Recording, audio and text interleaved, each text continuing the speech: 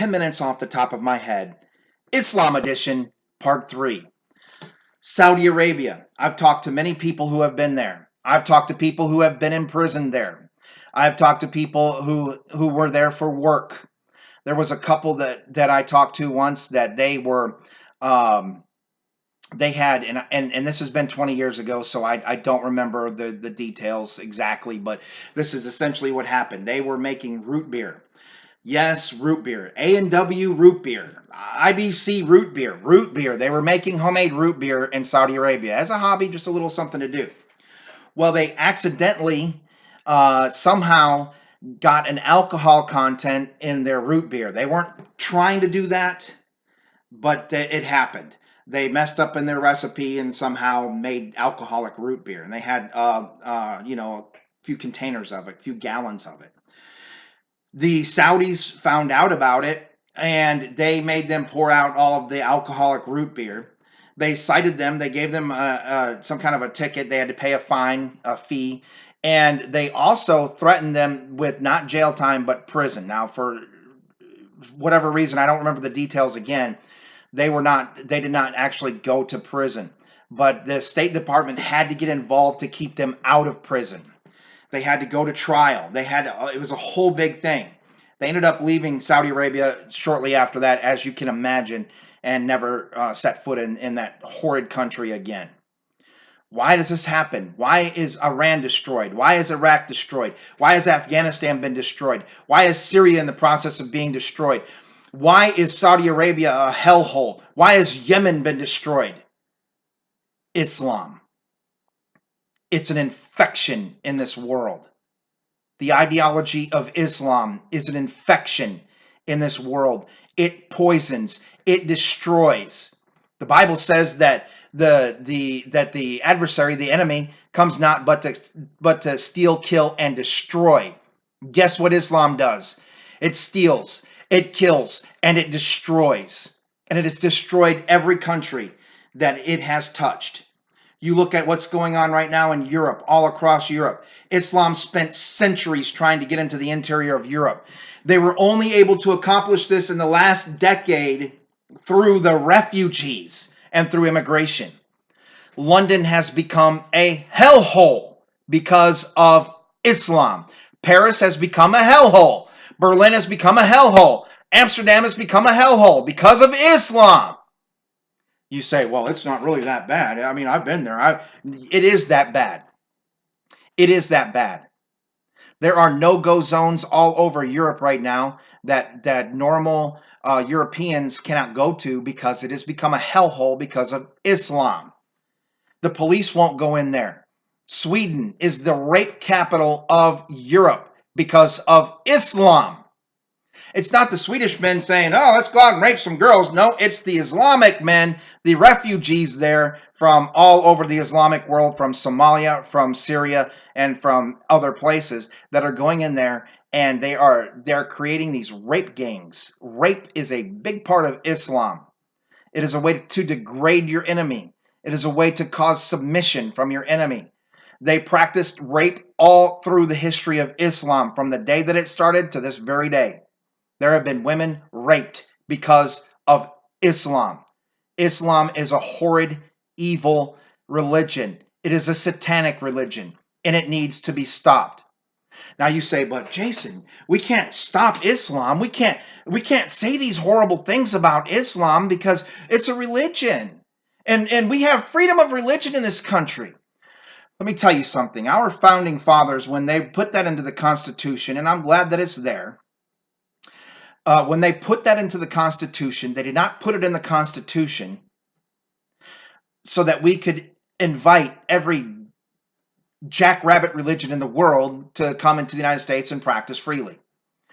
When they put freedom of religion into the Constitution, it was freedom to practice a Christian religion. Now, I know that's not what it says, but I'm telling you that's what it means. Freedom to practice a Christian religion. The founding fathers were all Christians. They all worshiped the same God that I worship, the God of Abraham, Isaac, and Jacob, who is not Allah. They worship the God of the Bible.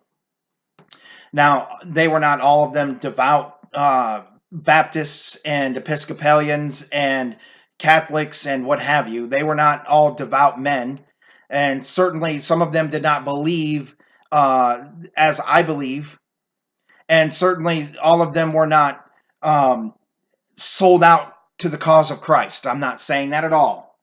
And in fact, we know that Thomas Jefferson was more of what we would call a deist. He believed there was a God, but he didn't necessarily believe exactly the way that we believe. He may or may not have ever been a born again Christian, but he was a believer in God.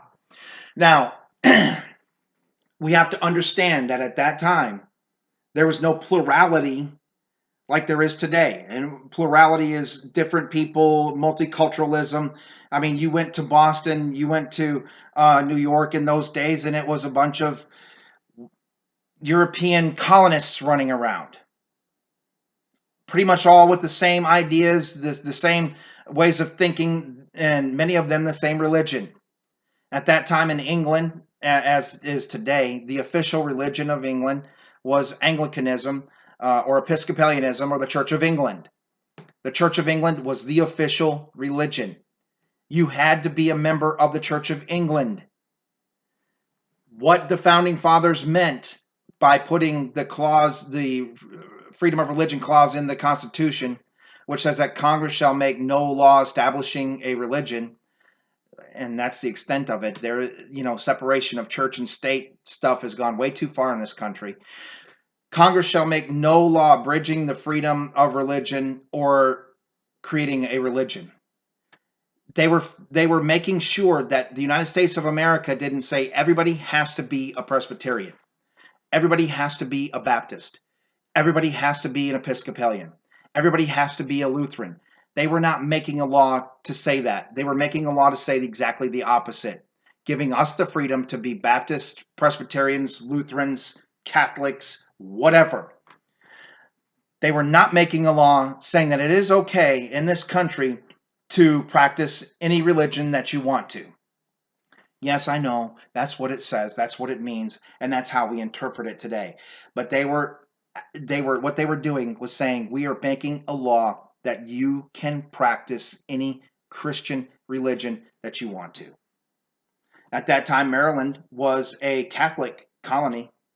At that time, Rhode Island was a Baptist colony. And the other colonies were, for the most part, Anglican, Episcopalian, Church of England. But we have to look at the truth of the Constitution and the intent, and we have to understand and interpret it in light of today's world. I believe that we should ban Islam from this country. You don't, that's fine, that's on your head. Islam is evil. Islam has never contributed anything positive to the world. Oh yeah, well they gave us algebra, so what? You think that wasn't already figured out by other people? It was written down by some Arabic dude. I don't even know if he was Muslim at the time. I'd have to go back and look it up. But they didn't give us algebra. You think Euclid didn't know algebra? He's the father of geometry. You can't do geometry without algebra? Think! I get wound up about these things. But back to the United States of America and freedom of religion. This country was not founded with freedom of all religion. Now, think about this and be logical for a minute. Buddhism. You do not see roving bands of Buddhists raping and killing people and pillaging towns and forcing others to accept Buddhism. Buddhism, if you study it, is actually an atheistic religion. They don't really have a God. They don't worship Buddha. That's a different discussion. How about Hinduism? Hinduism has a God. It has many gods, and there's many different ways to be an adherent, a follower of Hinduism. But there aren't bands of Hindus running around destroying and raping people and stealing and killing and doing all those horrible things. How about Taoism? Same thing. Those religions, in my mind, you want to practice that in the United States? Go right ahead. I'm all for it. Do it. I disagree with you. But you know what? I've had discussions with Hindus. This video is just going to be longer than 10 minutes. I'm sorry. I'm not going to stop.